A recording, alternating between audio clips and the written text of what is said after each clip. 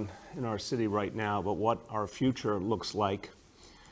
But if you will just indulge me for a moment up front, something very personal I want to say. Today is the 26th anniversary of my marriage to Charlene. And Charlene, I think you're watching right now, so I just want to say 26 years later, you are my best friend, and I am madly in love with you. And I look forward to celebrating with you this year and many years ahead. So thank you to all the people in New York City for giving me a moment to send out that anniversary message. And when I think about it, 1994, when Charlene and I got married, this was a very, very different place. We met actually right here in this building in 1991. And for a long time, this city was struggling in so many ways. Even 1991, you could feel the huge impact of the fiscal crisis still hanging over us. We didn't know in those years that horrible things were up ahead, like 9/11 or Hurricane Sandy. When you think about this city's history, the strength of New York City, the strength of New Yorkers, has been tested so many times. But what has been clear throughout is that what we have here is eternal. What we have built here in this city over generations is much bigger, much stronger than is ever realized. Because each time, and you've seen it in recent days, you may have seen different people theorizing, different people starting to talk about New York City's demise after the coronavirus, and I want to say up front, they've got it all wrong. This was predicted even going back to the Depression, but certainly predicted after each of the things I mentioned, the fiscal crisis, 9/11, Hurricane Sandy, that somehow New York City couldn't come back. Each and every time New York City has come back and come back stronger, literally come back stronger. So it is true that there will be changes. If there's any place in the world synonymous with change, it's New York City. If there's any place in the world that manages to adapt and improve, that in fact sets the trends for every place else, it's right here. The notion that somehow, because things will change, we should be fearful, I just reject that out of hand. Yes, things will change. A lot of folks are saying, for example, fewer people might work out of their offices. We'll find a way to make sense of that. We'll find a way to have new and exciting opportunities grow as they have constantly. And if you want a great example, look at our tech sector, which a couple of decades ago didn't exist, and now we're an international tech hub, one of the greatest in the world. We always have to believe in what's next, because that's what we do as New Yorkers. And human beings, we are social creatures. We need to be with each other. We need to collaborate. We need to think together. We need to experience things together. That may not be so possible for the next few months. But remember, the coronavirus crisis is time limited by definition. A day is coming, and it's not too far in the future, where there will be a vaccine, and then life will be very different in how we manage the coronavirus, just like we manage so many other diseases that are part of our world. The day is coming when more and more social activity and business activity will be possible. It'll come in waves. But if we're talking about the big picture and the future in New York City, what we have is magical. What we have is irreplaceable. People from all over the globe want to be here, and that's going to continue to be true. But we have to have faith. So I'm not for a moment trying to ignore the tough challenges, the tough questions ahead. But I'll tell you something, you get nowhere being pessimistic, and you get nowhere betting against New York City.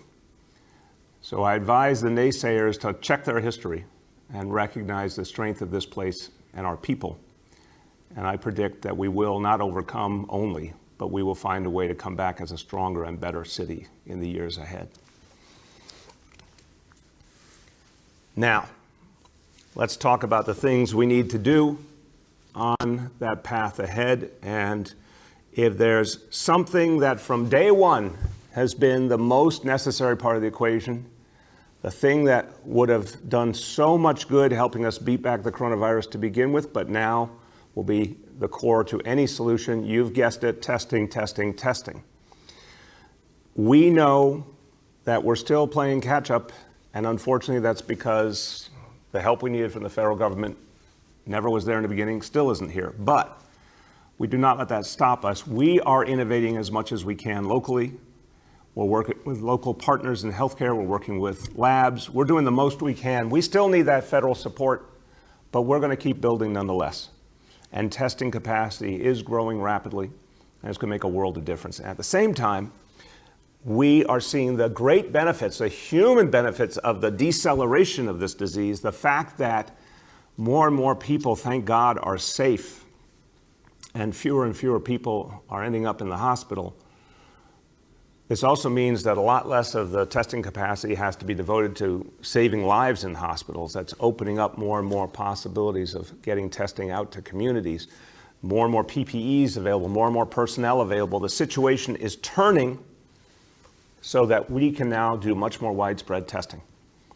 And we're building a capacity with our test and trace initiative that's going to be huge and is going to grow as big as it needs to. And I want to emphasize that. Whatever that point is we need to get to, we're going to keep building it out. We'll hire as many people as we need. We'll go as far as we need. The only limitation we face is the amount of lab capacity available. And again, we need the federal government to step up. We need the labs to step up. We need the federal government to push hard to get the labs, the equipment they need, the reagents they need. But all the other pieces are coming together really, really well for more and more widespread testing. Now, given that we have more capacity all the time, we want to now start to encourage more and more people to get tested. This will all come together, meaning the more testing, the more people can take advantage of testing, the more we know, the more we're able to reach people, the more we're able to put the test and trace protocol in place, trace their contacts, get people who need isolation to isolation. It grows together. So now, as of today, we want to broaden the guidance on who should take advantage of more and more widespread testing. And again, you will see it growing in communities all over the city in the next few weeks, but this is the direction we'll be going in. We now want to encourage 3 groups of people to get testing that's available to them. 1, anyone with symptoms. So again, what are those symptoms for the coronavirus? Cough, fever, shortness of breath, loss of taste or smell, and again, those symptoms, and remember, those symptoms are particularly of concern if someone's older or has those pre-existing healthcare conditions, or both. But what we're saying is, even if you are not older, even if you don't have those pre-existing conditions, if you have the symptoms, we want to see you get tested. And more testing will be available to you. Second group, anyone who's in close contact with a confirmed COVID-19 patient. Now, this is the work that the Test and Trace Initiative will be doing systematically as it grows all over the city. But right now, people know, in many cases, if someone in your life has tested positive and you know you've been in close contact with them, well, right away. If they're a household member, if they're an intimate partner, and you know they tested positive, we want you to get tested as well, regardless of whether you have symptoms or not. And number 3 group, and these are folks who do such important work. They work in congregate residential settings. They take care of others. Folks who work in nursing homes, folks who work in shelters, folks who work in adult care facilities. Again, whether you have symptoms or not, we want to make sure you are tested.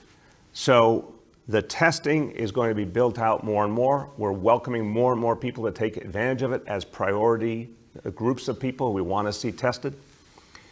And that, of course, is now bringing to your mind the question, how do I get a test? So we are building out the locations. We now have 23 walk-in sites through our health and hospitals facilities, 23 sites that are open, 5 more through the collaboration of One Medical and a local 1199. So that's 28 sites, more sites coming online quickly. You can call 311 to find a testing location, or you can go online, nyc.gov/COVID test. Now, I've said our goal was to get to 20,000 tests per day by May 25th. We are now confident in that goal. In fact, we want to beat that goal, and I will be giving you updates as we go along on how we're doing. But we believe that more and more testing capacity can be put into play quickly, and that's going to allow us then test people, do the follow-up tracing, contact tracing, and for those who need to be in a hotel, make that hotel available to them. We welcome more and more people into this. We're going to keep accommodating everyone we can. When we get the real support we need from the federal government and that additional lab capacity, we'll be able to go much farther. Because remember, the testing process itself has gotten simpler because of that self-swab technique we talked about a few days back. So sky's the limit so long as we can keep getting more and more lab capacity. But knowing that this month we will get to 20,000 tests a day, and I think surpass that number, that is a great start on the road to a truly widespread testing approach for this city. Now, as I said, more testing means more locations, and they will keep growing and growing. I told you a couple days ago about 12 new sites that they would be opening soon. So now I'm going to announce officially the locations of those sites. So opening next week of May 18th in Manhattan, at the High Bridge Rec Center in Washington Heights, in Brooklyn, 1223 Coney Island Avenue. Those two sites will bring our overall capacity up to 6,300 tests a day at health and hospitals facilities. And then the following week of May 25th, 2 sites in the Bronx in Fordham Manor and Melrose, 3 sites in Brooklyn, Sunset Park, Bay Ridge, and Canarsie, a site in Manhattan and East Harlem, a site in Queens and Woodside, 3 sites in Staten Island, Princess Bay, Concord, and Port Richmond.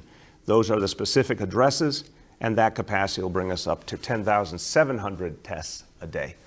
Again, this is going to keep growing. The more capacity we have, the more labs we bring into the game, the more we'll keep building this program out. And now, as it grows and grows, again, anyone in those new categories I talked about today, please take advantage of this testing opportunity. It's going to help you, your family, the people in your life, but it's going to help us as well as we fight back the coronavirus in this city. Now,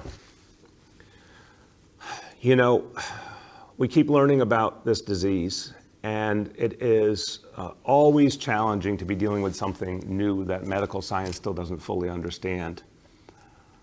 And I've said, you know, in the beginning, it really seemed to be extraordinarily consistent and painful that our oldest New Yorkers were bearing the brunt and folks with the pre-existing conditions. But we noticed consistently that children seem to have very little effect from this disease until what we've seen in recent days. And this is really troubling, and I say it as a parent.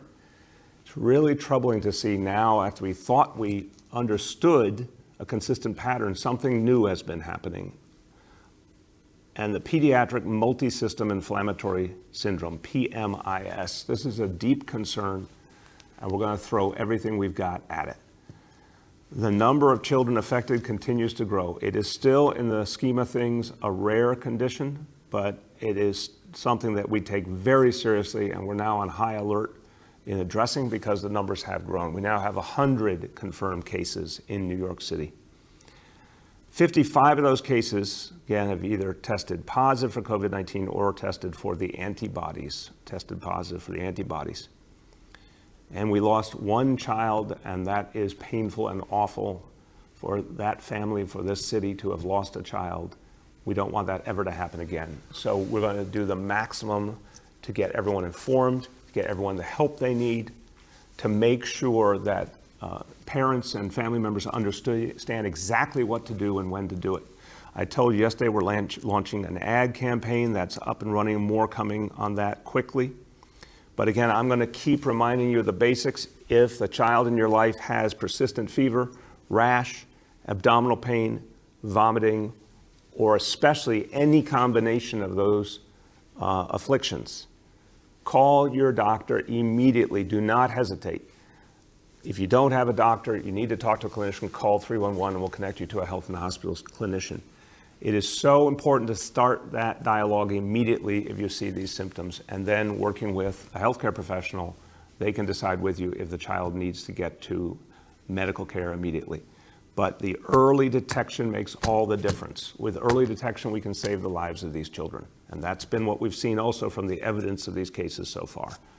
Now, we have to make sure every health provider is fully aware of the situation and ready to act. So tomorrow, the health department will take its weekly webinar. The weekly webinar they do will be focused heavily on PMIS. That normally reaches 600 or 700 providers. We want to welcome as many healthcare providers to join that tomorrow as possible, particularly obviously focused on pediatricians.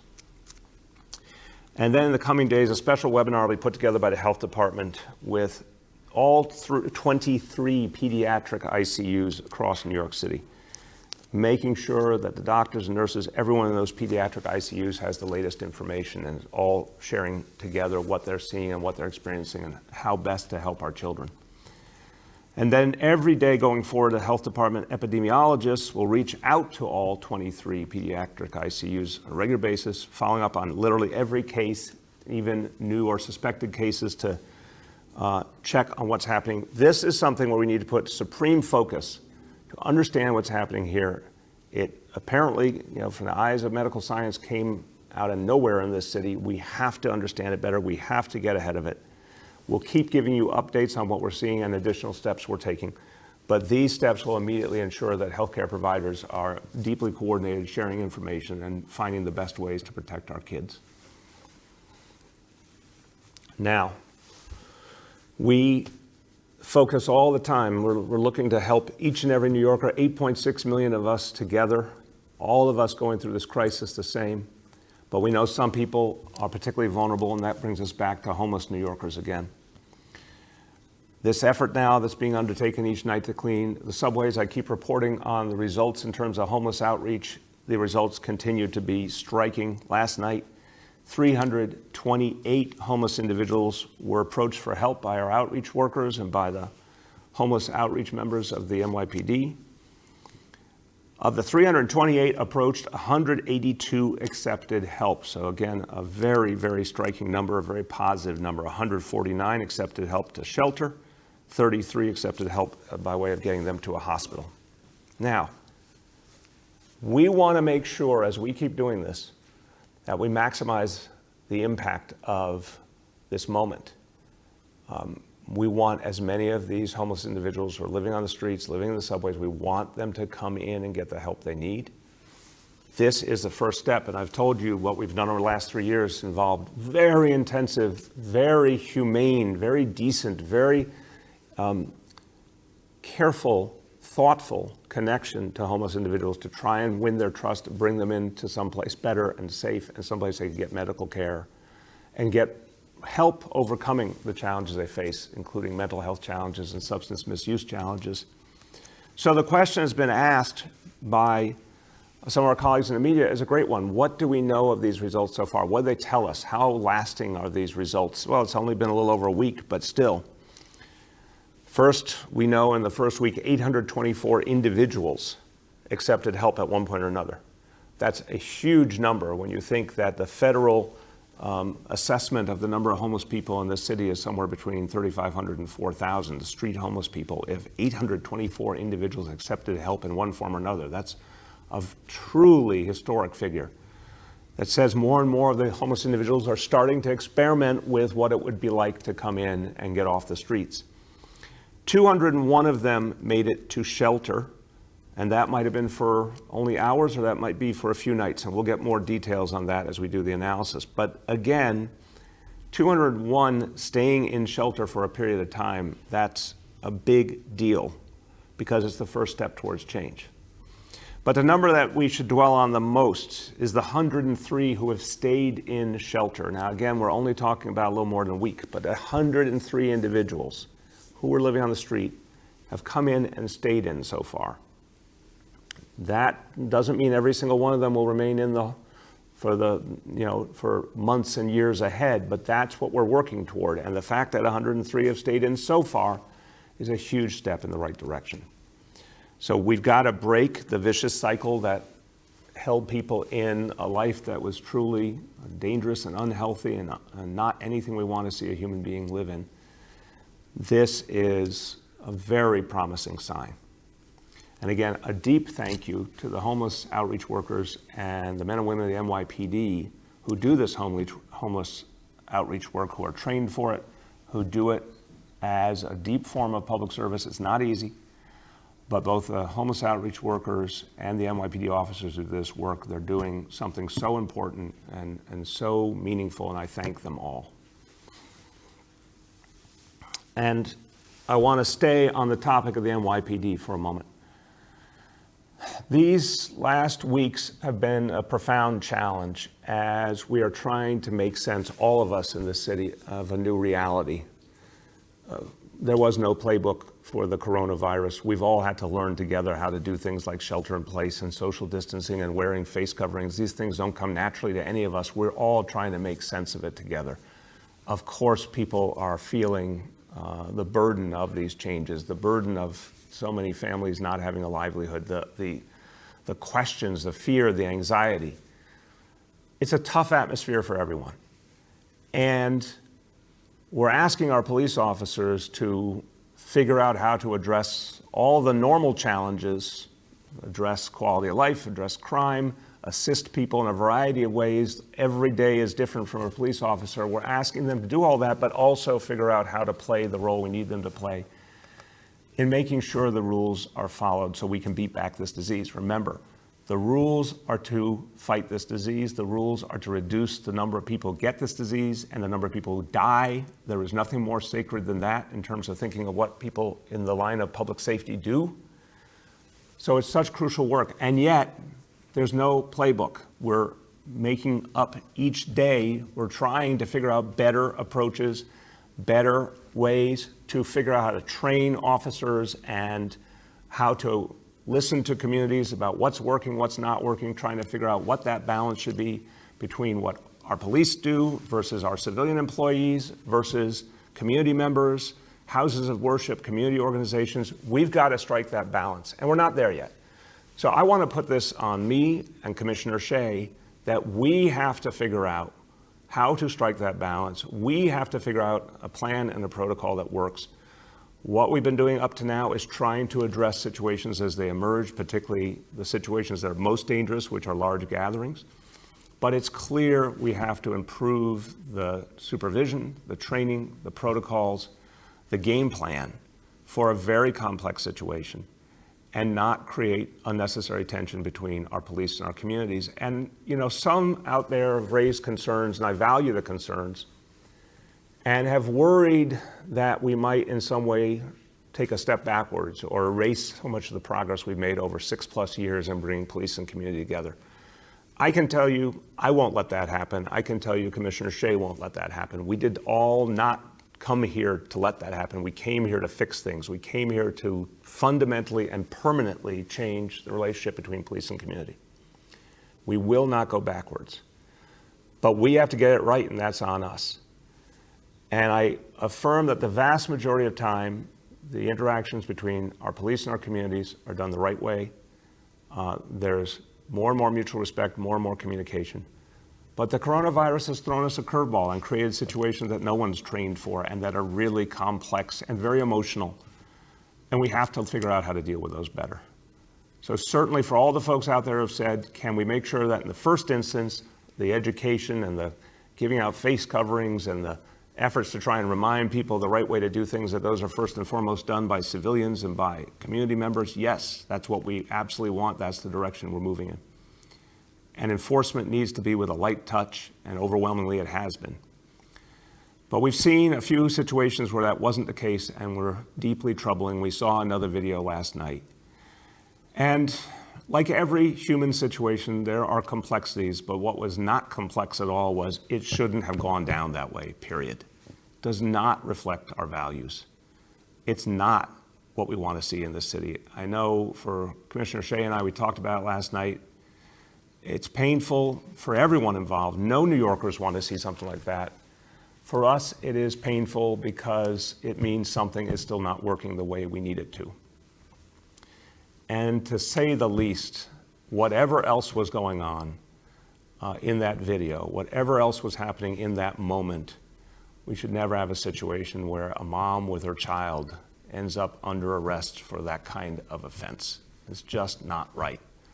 Now, if you look at the whole story, unfortunately, there are problems in the whole thing, including, I want to remind everyone, no one should be disrespectful to police officers. No one should ignore the instructions of police officers, particularly when they're trying to protect people's safety and trying to do something for the health and safety of all of us. So we have to work together in this city to try and get everyone to play their role respectfully of each other. But what we saw there did not reflect our values. It did not reflect our goals of de-escalation. And we have to do better. And it's my responsibility and the commissioner's responsibility to find that path forward, and we will. And I feel very confident about that. We will figure out a way. If I didn't feel confident about it, I'd tell you. But I do feel confident because we have to do everything we've done for the last 6+ years in changing our department and making it have a closer relationship with the communities. And that happened. People said we couldn't get away from stop and frisk, or the city would end up being more crime-ridden and chaotic. The opposite happened as we got away from stop and frisk. People said there'd be all sorts of problems if we implemented body cameras, or if we reduced marijuana arrests, or reduced arrests overall. We are hundreds of thousands of fewer arrests than we used to make and still remain the safest big city in America. So we've made those changes. We will figure this one out too. But I want the day to come when there are no such videos, when people can really have faith in each other, and that's what we will strive for, and we will work on that every single day.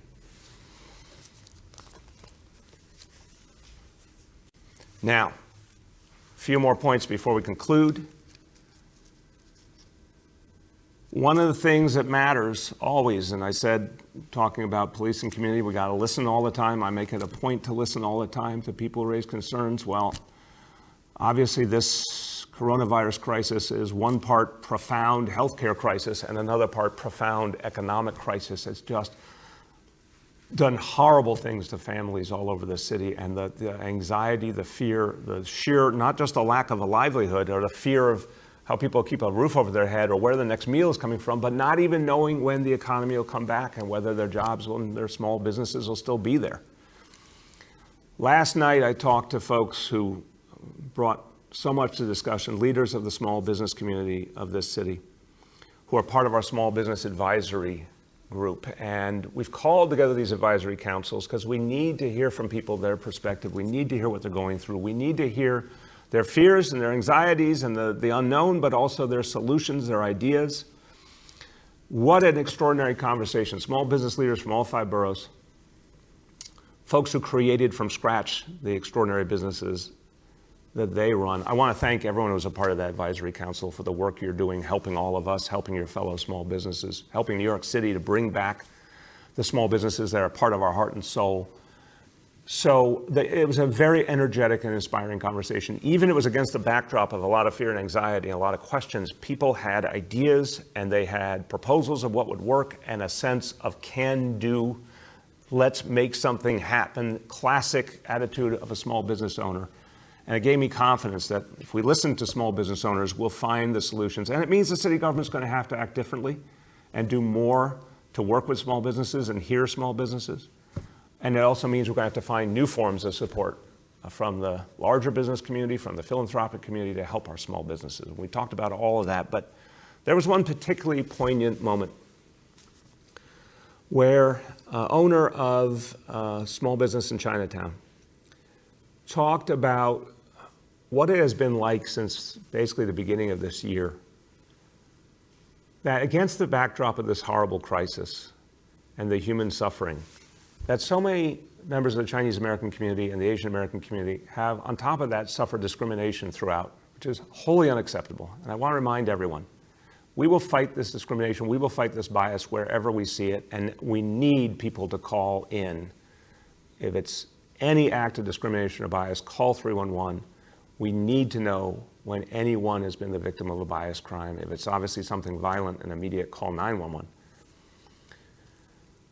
But the point last night that was even more poignant was that people have suffered discrimination while losing their livelihoods. Think about this for a moment, and let's put ourselves in the eyes and in the shoes of people who worked all their life to create something for their families, created these beautiful small businesses all over New York City, then suffered discrimination, and then saw their business fall away because of fears that people had, unfortunately fears stoked by misunderstanding and bias that caused everyday New Yorkers not to want to go to a Chinese restaurant. I remember going to Chinese restaurants in Chinatown and in Flushing, Queens, to make the point that there was no bias that should be accepted or perceived from one community to another. And what I heard last night was about the pain of a community that has lost its livelihood, not when most others did, but a month earlier, 2 months earlier than so many other people in the city, so many other small businesses in the city. So look, it is a reminder to us that we have a lot to do. The city has done a lot to overcome bias and discrimination. We have a much stronger social fabric than we used to, even just a couple of decades ago. We will overcome this. We need to embrace and uplift our Asian American brothers and sisters in this fight to bring back our city, but we also need to specially focus on the economic reality of those communities and make sure those small businesses come back, and that we all go and make an extra effort to patronize them and help them back on their feet, because in many ways they suffered long before everybody else in this crisis. Okay, it's time for what we do every day, our daily indicators. And in terms of getting out of this crisis and moving forward, this is the main street right here. This is what matters most. And my friends, today is a very good day, and you deserve the credit because it's because of your hard work that I get to tell you this good news. Every time you stay home, every time you socially distance, every time you use hand sanitizer even, every time you put on a face covering, you're helping to drive these numbers down and get us closer to a better place. Indicator number 1, daily number of people admitted to hospitals for suspected COVID-19 is down from 78 to 59. That's wonderful.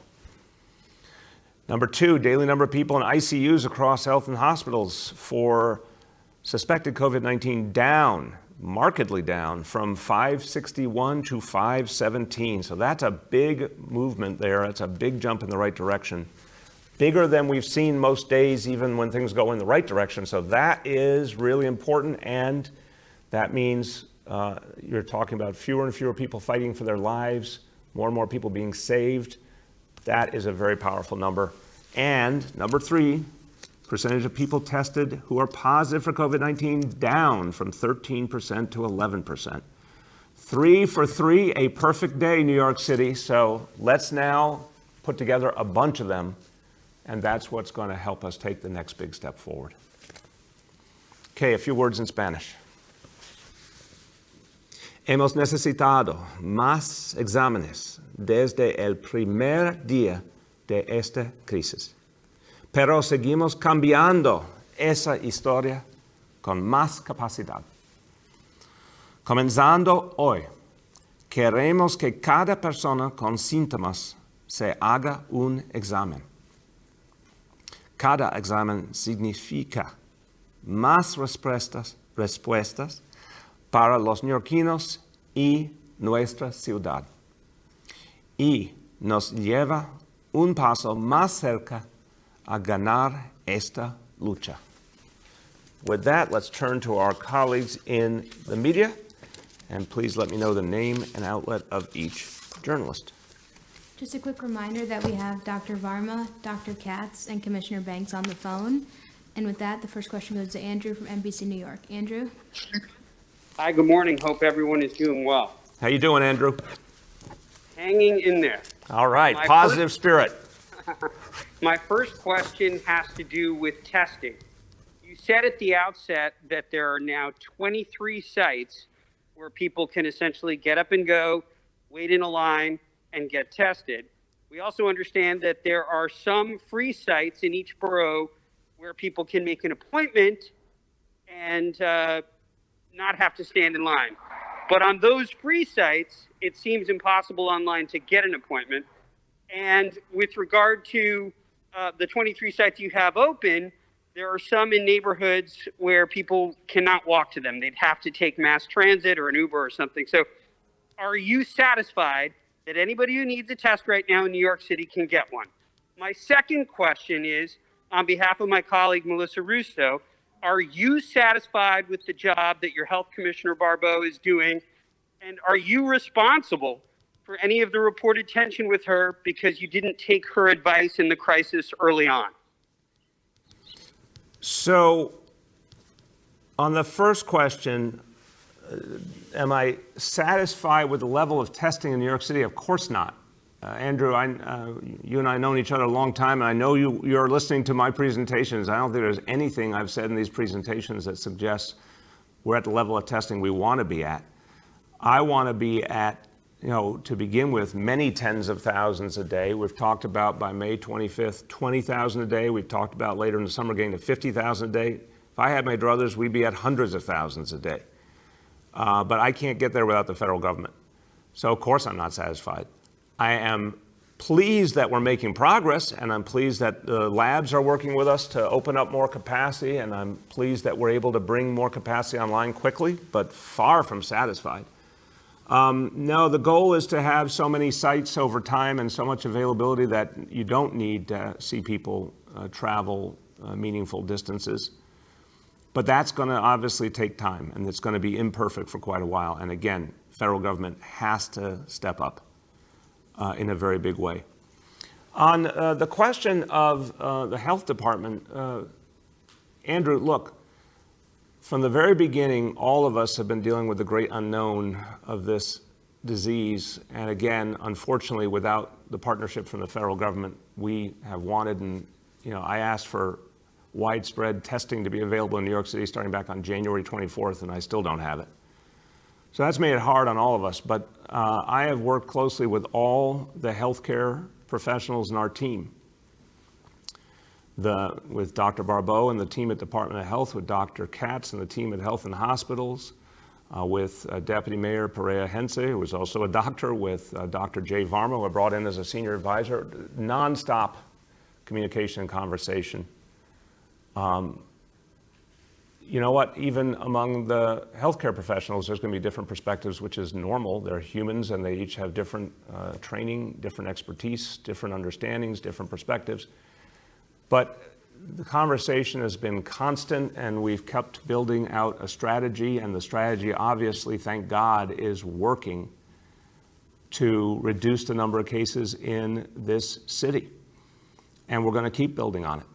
So I think there has been a constant consultative process that has led us to get the city in the right direction, but there's a hell of a lot more to do, and we still need that federal partnership deeply. Next is Marla from WCBS 880. Marla. Good morning, Mr. Mayor. Good morning. How you doing, Marla? Good. Glad to ask a question this morning.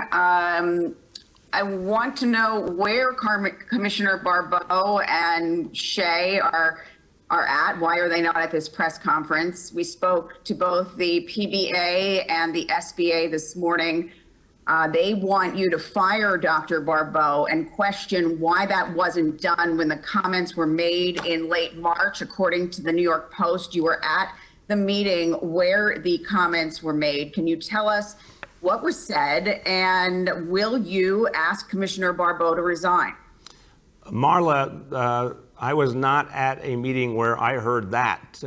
What is being reported, as I understand it, and I heard about it the first time last night, is a conversation between Dr. Barbeau and Chief Monahan. Now, I don't have the full details yet, and I want the full details for sure. I want to speak to each of them and understand exactly what happened. But it's not something, the allegation that something was said that was disrespectful towards the men and women of the NYPD, that's not something that was said in my presence. I assure you I would have dealt with it at the time had I heard it in my presence. What I was involved in was the effort to make sure that the PPEs that were needed by the men and women of the NYPD got to them. And I had numerous conversations with Commissioner Shea, Commissioner Barbeau, Chief Monahan, and others to make sure that happened. And I felt a deep sense of urgency that I wanted to make sure that that distribution happened. And when I didn't see it happening quickly enough, I intervened to make sure it would happen. So again, I want to get more information. I will state something I feel very strongly, that no public servant should ever in any way say anything disrespectful about the men and women of the NYPD. They protect us, we need to protect them. So to me, it would be inappropriate for anyone, particularly in a leadership role, to suggest any lack of interest in protecting the men and women of the NYPD. That would be, to me, a real inappropriate statement. But I'll have more to say after I have had the opportunity to hear directly from people. And as for today's press conference or any press conference, we put together the lineup each day according to what we think is necessary, and that changes every day.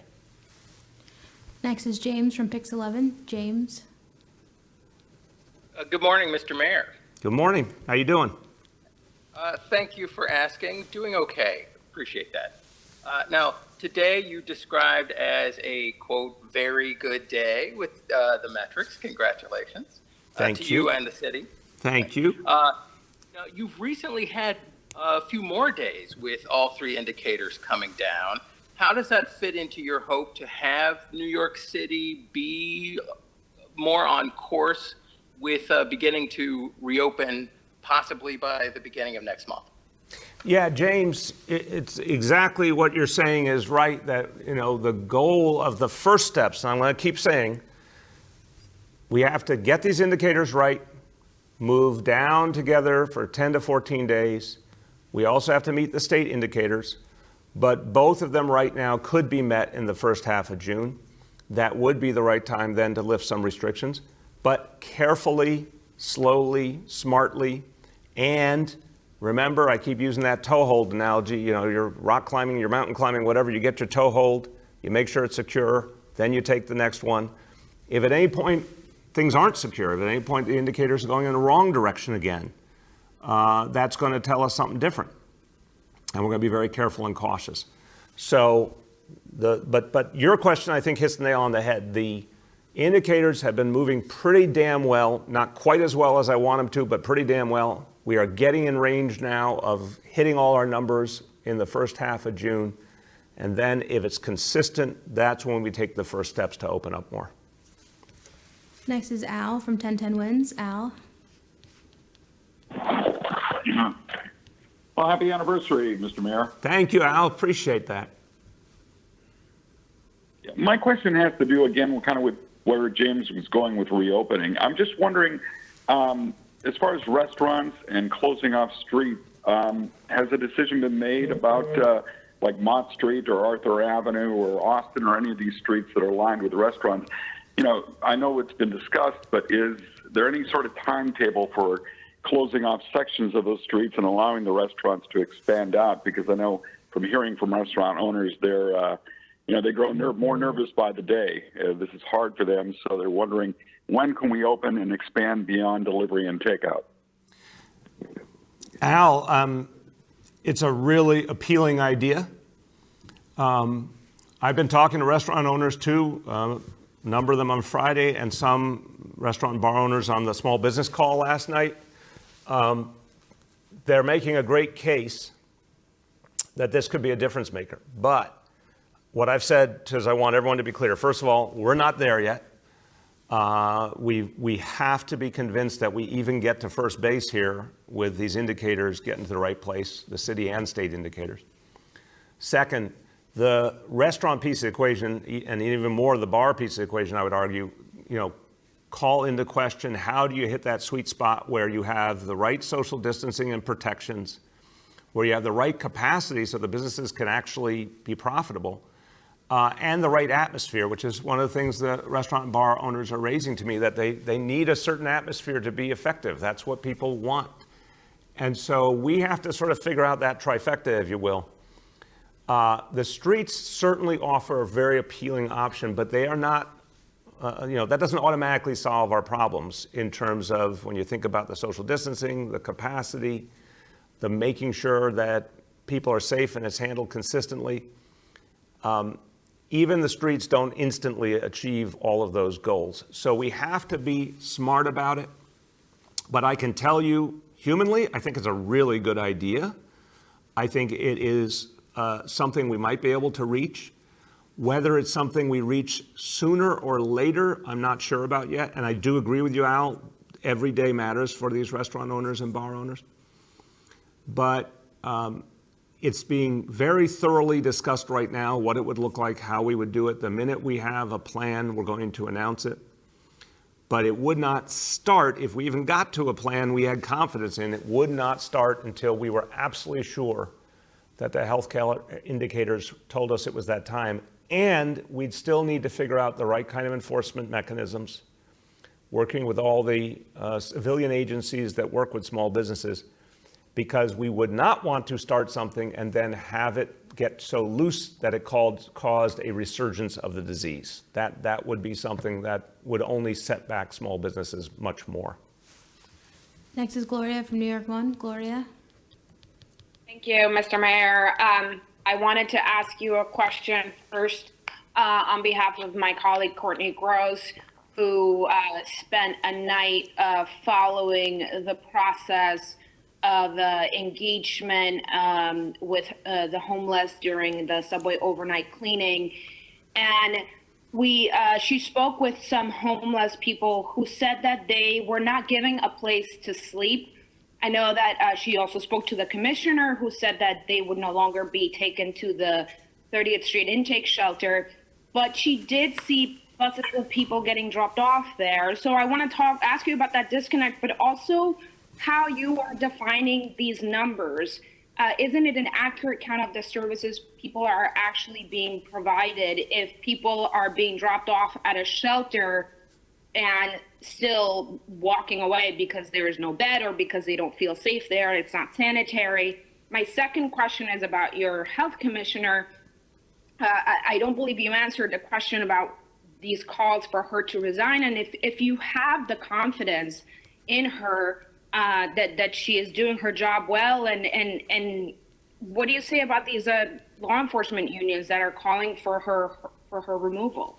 So let me speak to that, and then we'll go back on the homeless question. I have not seen all the comments from different unions, and I want to caution that if people are concerned about this issue, they need to express their concern in an appropriate manner, and two wrongs don't make a right. And I've heard, but I've not seen, that some comments were offensive in their own right. But look, again, I've been working with the commissioner, with the whole healthcare team. We've been getting a lot done. I need to understand what happened here. I am concerned about it. It does need to be addressed. If what is being reported is accurate, the commissioner needs to apologize to the men and women of the NYPD, unquestionably. But again, I need to hear her perspective. I need to hear Chief Monahan's perspective. And, you know, we have a job to do here. And it's not about, I know many of the questions kind of come down to the personalities in the lineup. And to me, this is supposed to be a team where it is not about one personality or another, or one agency or another. It is about all of us working together as a team to help the people in New York City. And that has to be the approach. So that's what I'm focused on. Again, I don't want to say more until I've talked to the commissioner directly. But what I want everyone to focus on, including everyone in my team, is how can we support each other in doing the best work possible to keep the people of New York City safe, period. On the question of the homeless outreach, Commissioner Banks will weigh in now, but I'll say we need to give you very accurate information, not just because you all in the free press deserve it, but we need to be able to understand what we're learning from this experience and what's working and what's not. Now, again, anyone accepting any services is a step forward, and that might be hard for people to hear who have not been working on this issue a long time, but if you work on this issue a long time, you know how extraordinarily difficult it is to get someone who's street homeless to accept any change, And again, we are talking about people overwhelmingly dealing with serious mental health issues and or substance misuse issues. So it is a very, very tough playing field. If someone accepts help, that is a very good indicator. It doesn't work necessarily the first time, the second time, the 50th time. You have to stay with it. So just getting to the door of a shelter is a beginning. But I don't want the presumption to be people walk away because of X or Y reason. There's been a lot done to improve the shelters. There's been a lot done to make them safer, a lot done to create new options like safe havens. And each person is an individual, and each one needs to be understood individually. So if there's anything that's inaccurate about the numbers, we got to fix it and explain it. But what I'm seeing suggests major change. And it's very early on, but suggests major improvement and a lot that we can work with in a very imperfect world. Commissioner Banks, pick it up from there. Thank you, Mayor. I just want to really nip this in the bud. We have a bed for everybody. We have capacity in the shelter system. Gone are the days when the shelter system did not have enough beds for everyone. Having said that, I think we've been pretty clear that this is really hard work, as the mayor said. And to have someone on a subway platform accept help, and then when they arrive at the shelter door, make a determination that they don't want that help that night, that is actually a step forward in helping rebuild trust with people who have fallen through every social safety net. It's understandable that they're distrustful of every system they've ever interacted with because they've been let down repeatedly. To me, at the end of a week or so, we've got 103 human beings that are actually still in shelter after all of these efforts is indicative of what we've been seeing for the last couple of years. If you keep looking for what it is that the person wants and you eventually connect with what they want, we can change lives and bring people off the streets. It's certainly true, and we've been saying this since the beginning, that the victory one night might simply be to get someone to say, I'll accept services and go to the entry point of the shelter, and then not actually go through the process. But that tells us we can really try to reach that person on night 2 or night 3. We're not going to give up. Every night we're out there trying to bring people in. We made certain changes in terms of not bringing people to Bellevue as a default unless the person said that's where I'm willing to go. But people have free will. They could change their mind. But that gives us an insight into what might work next time. But we're going to keep taking these looks after each week to see how many people are remaining in shelter, because those people are on the pathway to coming off the streets permanently, as the 2,500 people have come off the streets permanently since we began Homestead. But we're going to have defeats every night too, which is the acceptance of services on a platform is not necessarily going to lead to the staying in a bed for more than a few hours or even continuing with the process. But we'll know more about that person, having gotten them to accept the offer of help to go to a shelter, even if they don't stay, because the next time we know more about what might be the thing that will help them.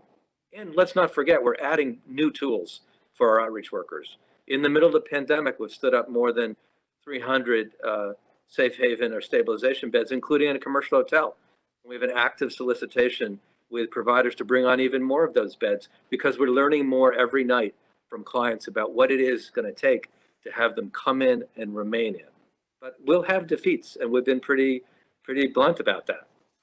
Acceptance means acceptance of services, but the gold standard is coming inside and remaining inside. Next is Aaron from Politico. Aaron. Hi, Mr. Mayor. First question is about the test and trace effort. We understand that DC 37 expressed concerns about it being housed within the health department, wondering what role those concerns played in your decision to move it to health and hospitals. Second question, a follow-up on the homeless issue. I just want to understand, if 200 some people went into shelter, are you saying the other 600 were driven to the shelter and then decided they didn't want to go inside? And if so, when you're saying they're accepting services, what services are they accepting if in fact they don't end up going into the shelter? Okay, so I'll bring Commissioner Banks in on that in a moment. On the question of DC 37, I want to affirm I have immense respect for DC 37 asks me as a union and what the people in that union do for the people in New York City in their day-to-day work, and particular respect for the executive director, Henry Garrido. But I want to be very clear, I did not have any conversation with him about the test and trace initiative at the time we made the decisions, and the decision was made in terms of creating an apparatus to reach the entire city of New York, that we needed a large operational agency with the capacity to build out test and trace, not on a small level, not on levels like we had known before in our history, but on a massive level that I believe fundamentally only a major operational agency could do, and one that, in the case of health and hospitals, performed brilliantly during this crisis. And we wanted to bring the best and the brightest from all agencies into it. Obviously, not only health and hospitals, but also Department of Health and the work of many other agencies, because we're depending intensely on Department of Buildings, on our IT department, do it, on so many other pieces of equation, Department of Design and Construction. We need everyone to be a part of this effort. But the decision I made was about what would work operationally, particularly on such a tight timeline, not because of any consideration with the union, despite my respect for the union, which is real. In terms of homeless and what comes in, I think Steve Banks here could help us all with a little more of the human level view of this. Again, if all we had achieved, Aaron, in the last 8 days, 9 days, whatever it's been, was 100 homeless people came in and stayed in, it would be a victory unto itself. Because 100 homeless people, that's 100 human lives, but also, again, against the reality that's been documented by the federal annual study of somewhere between 3,500 and 4,000 street homeless people citywide on any given day. If 100 people came in a week and stayed in, it would be worth it for that alone. But all the other people who got medical care, that's good for them as human beings, and that also sometimes is the first step towards people coming in. All the people who began to accept shelter, any experience there that opened their eyes to the possibility or started to see the options that we had, the safe havens and other options. This is painstaking, slow, difficult work. So any even marginal step forward helps. Even a single night where someone comes off the street helps. But Steve, I think you could help us by, one, the specific question, what happens if someone goes to the door of the shelter and turns away? What do you try and do to convince them or support them, even if they get second thoughts about going in? And two, could you help people understand a little bit more about why even that interaction still gives you something you didn't have before with that individual? Sure, and if I could just reiterate, if you told me that we would be able to implement an initiative and 5 to 7 days later have 100 people, 100 human beings off the street, I would tell you this is a great opportunity to really change lives, and those people are in the process of really making a positive step forward. But I think a couple of days ago, maybe, Mayor, the best way to go back, a couple of days ago, I talked about somebody that our teams had tried to convince more than 50 times to come in off the streets.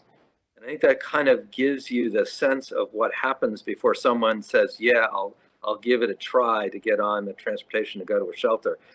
It's not that the engagement issue is, you meet somebody and they say right away, I want help. And that individual, that was 50 times of skilled outreach workers trying to convince him to accept services. And on the platform one night last week, I witnessed, he said, yeah, I'll come on in. And he's come in and has stayed in. But there are other people who are in that continuum where it's been 50 times they've tried to engage, the outreach teams have tried to engage that individual to come on inside, and they continue to say no. And half the people on the subway platforms are continuing to say no. We have to look for what's the key to get them to say yes, to have somebody be ready on a particular night. But for the people who are saying yes, they're saying yes because they want to give it a try, and then they're not quite ready yet. And it's incumbent upon us to look for what are the things that will make them ready either that night or the next time, because we won't give up.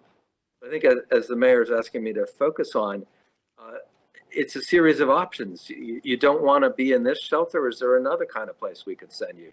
what kind of place would make sense to you. And some of it too is we need to analyze what kind of service would make sense for the individual.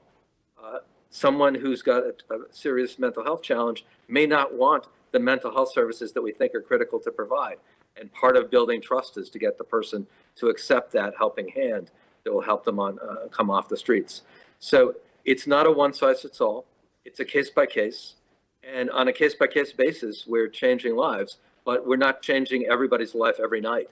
And that's the frustration of the work. And it's the reason why our frontline outreach workers are so dedicated and so critical to this work, because they keep coming back night after night to the same person who won't engage, and then night after night to the same person who engaged enough to go to the front door of the shelter but not stay. And then night after night to the person who came to the front door and stayed for a few hours but wouldn't stay more. And night after night to try to get that person to come in off the streets and stay off the streets, at least even for a week, like those 103 people. Thanks very much, Steve. Next is Bridget from WNYC. Bridget? Good morning, Mr. Mayor. Another question about Dr. Barbeau. I understand you want to get more information about this latest report, but I'm just wondering, do you believe she's effectively done her job to this point? And then second question, the NYPD is testifying at the City Council budget hearing today. They have reportedly identified about $10 million in cuts, but council members have ID'd closer to $50 million given the lack of scheduled summer activities and lack of OT.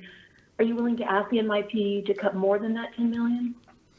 So, Bridget, on the NYPD, we're going to look at all agencies with fresh eyes as we go into the rest of this budget discussion. Remember, it's May 14th. Typically, we would be deciding the city budget for next year in about a month. We don't know. The big X factor here is the stimulus vote in Washington. We don't know when it's going to happen. We don't know how it's going to happen. The House is in the process of doing something very important and putting down the marker of a stimulus package that would actually work for New York City and New York State and cities and states around the country. But the Senate's going to take it up. We don't know how and when. We don't know if the Senate's going to come back with a different version, and there has to be a conference process. So how will that align to our budget process? And Bridget, you know, we have to pass a budget by the end of June. That's a legal requirement. It has to be balanced. So we got a lot of decisions to make with a kind of moving target reality in Washington. But that will determine what we have to do with each and every agency.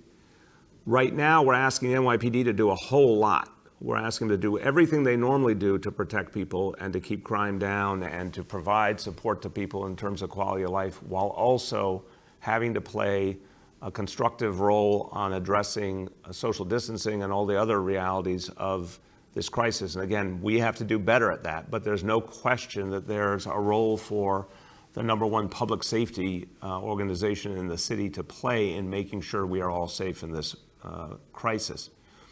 So I'm not ready to comment on how we're going to handle that budget, because it will be absolutely dependent on everything we see with the disease, everything we see in terms of what our game plan is going forward, and what happens with the stimulus. When we get closer, we will certainly talk about what we have to do with every agency. And if, God forbid, there isn't a stimulus, then you're talking about really tough decisions that will affect every single agency, unquestionably. Look, again, the situation with Commissioner Barbeau, in the first instance, as you indicated, I need to have a conversation to understand this latest situation. It obviously raises real concerns to me, but I want to hear everyone involved before passing any judgment. On the bigger picture, I keep making the point that I have been working with Commissioner Barbeau and her team at the Health Department, Dr. Katz, his team at Health and Hospitals, Dr. Perea Hense, Dr. Varma. A whole host of people have contributed to where we are now. And I am looking at the progress we've made from a team perspective. I appreciate everyone's contribution. I know there's things that we still have to improve upon. So, you know, from my point of view, I am pleased where we are today because we're continuing to make progress. I know we're not out of the woods by any stretch of the imagination. I don't spend a lot of time looking backwards. I need to focus on keeping people safe right now and in the future. But again, when I've had a chance to have the right conversations, I'll have more to say. Gwen from Cranes is up next. Gwen? Good morning, Mr. Mayor. So, Cranes looked at checkbook New York City data and found that the biggest order the city placed for PPE was with a business who had never contracted with the city and had a history of tax and other financial issues. I'm wondering if you think the city should tighten its verification process for potential contractors, even during the pandemic. Thank you, Gwen. I mean, look, Gwen, I would say we have two realities here. Where we were in March and into the beginning of April, where we literally did not know, and I think you remember this, and your colleagues remember this, we didn't know many times if we would have enough PPEs for the week ahead. And we obviously, the folks who do our contracting, and the folks who did the effort to put together the PPEs, they did an amazing job. Many great people. Want to give special thanks to Dan Simon, who runs the mayor's office contracting. Jackie Bray played a crucial role in the effort. So many good people at the emergency management office who really had to construct something out of nothing to get PPEs in on a historic level from all over the world in an incredibly unstable dynamic. And I want to thank Emma Wolf for her extraordinary leadership, helping to bring together the team that always stayed one step ahead of the situation. And I got to tell you, it was so close sometimes, but they always found a way. Of course, Jimmy O'Neill came in and played such an important role, making sure the distribution was right. I can't emphasize enough, Gwen, that it was touch and go for days and weeks. But this team managed to always find what was needed to protect our healthcare heroes and protect our first responders. And I cannot fault them for a moment that even with their instincts, again, since our chief contracting officer was a big part of it, I assure you there were plenty of checks and balances involved, but they had to come up with the materials. But now, as we hope we're going to get to a point where we're going to be able to breathe a little bit easier and then start to build up our strategic reserve, of course, I want any and all checks and balances in the process. So I don't know about the specific business you're referring to. I'll look into that. But again, I'm not going to fault anyone for making sure that the materials were in an incredibly difficult environment. And I'm happy to say it is looking better. And I think that's going to allow us to be choosier going forward. Last two, Sydney from the Advance. Sydney? Mr. Mayor, this week. Sydney, we're having issues hearing you. Can you hear it? Sydney, can you hear me? Sydney? All right, bring Hey, Sydney. Yep, try again. Sydney? Can you hear me? Yes, I can. Okay, I think I'm having Wi-Fi issues. So earlier this week, a batch of rotten food was sent to seniors on Staten Island from the city, rotten carrots, bread, and potatoes. I wanted to see what you have to say. Do you think it's acceptable that people in need are receiving rotten food in their deliveries during a time like now? And will you commit to resending people who receive rotting food a fresh delivery of food right away? Of course. And Sydney, thank you for raising a concern. I heard about your reporting. I appreciate it. We never want to see anyone in need get anything but the best food available, and certainly never acceptable for people to get food that's rotten or unhealthy. So I'm very angry that happened, but I know it can be fixed. And I know efforts were taken immediately to replace the food. And look, this is a massive operation, trying to reach New Yorkers on a level that's never been done before with food relief. It's going to keep growing, unfortunately, because of the really tough reality we're hearing about the number of people unemployed and people who don't have a livelihood to pay for food with. So I need this program to grow and grow and grow and reach more and more people, but always the right way, always with quality food. And if ever there's a mistake, and there will be mistakes because there's human beings involved, your point is right. They need to replace it immediately. So anyone who gets food that's not the right quality, we need to know about it so we can fix it. If there's any vendor who's not doing their job, we need to deal with them. But you definitely have my assurance we don't accept that state of affairs. We will fix it. Last question goes to Anna from the Daily News. Anna? Hi, Mr. Mayor. Two questions about the comments reportedly made by the health commissioner. First, I wanted to read you a tweet from the SBA specifically. They called her a bitch and basically said that she should have been fired long time ago, and they're not surprised that an appointee of yours would make comments like that. And then I also wanted to ask the comment that Dr. Barbeau made, according to our sources, was the result of NYPD cops trying to commandeer some masks that were otherwise meant for healthcare workers, which which might contribute to the strong words that she used. I wanted to see if you could respond to that aspect of it, as well as the SBA calling her a bitch. Yeah. Anna, again, I have not heard the details of this situation. I learned about it last night, and I want to hear from everyone involved. So I don't know what the scenario was. I do know that whatever the scenario was, it is crucial that our first responders have PPEs, period. And obviously that our healthcare workers have PPEs. So there's no either or here. We said from the very beginning that all of those who were serving at the front lines need to be protected. And separate from the question of what people said, the bigger question of was the distribution happening to the NYPD in the number they needed and the timing they needed. When I heard there was some kind of problem or delay, I stepped in to make sure it was corrected. Because remember, on top of everything else, NYPD was short-staffed, a huge number of people were sick. We were asking so much of the officers on duty, it was crucial to provide them with the protection that was available. So I don't know the specifics of the context you are suggesting, but I can tell you that what everyone had to do was figure out a way to distribute fairly to everyone involved, because there was no choosing among people. Both first responders and healthcare workers needed help. Second, what the SBA is saying, what Ed Mullins is saying or authorizing is absolutely unacceptable.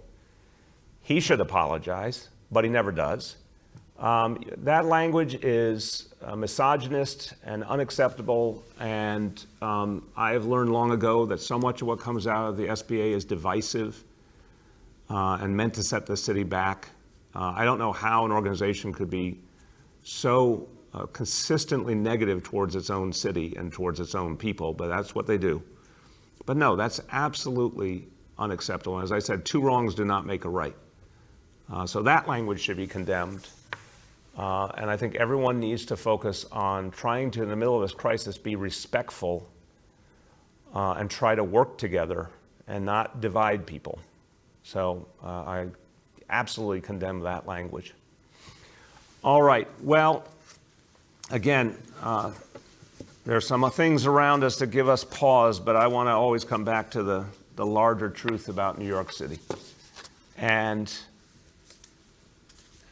again, I love this city very deeply, and I believe in this city, but I'm also a student of history. And I think a lot of people watching right now, you know your history, you've lived here, you've seen this city through so much.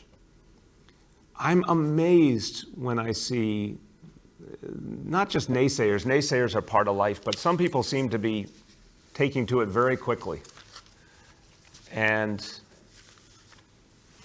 assuming, like it's unquestioned fact, that somehow this city won't be able to overcome this. And I'm stunned by it, because I remember what the city went through in the 60s and 70s.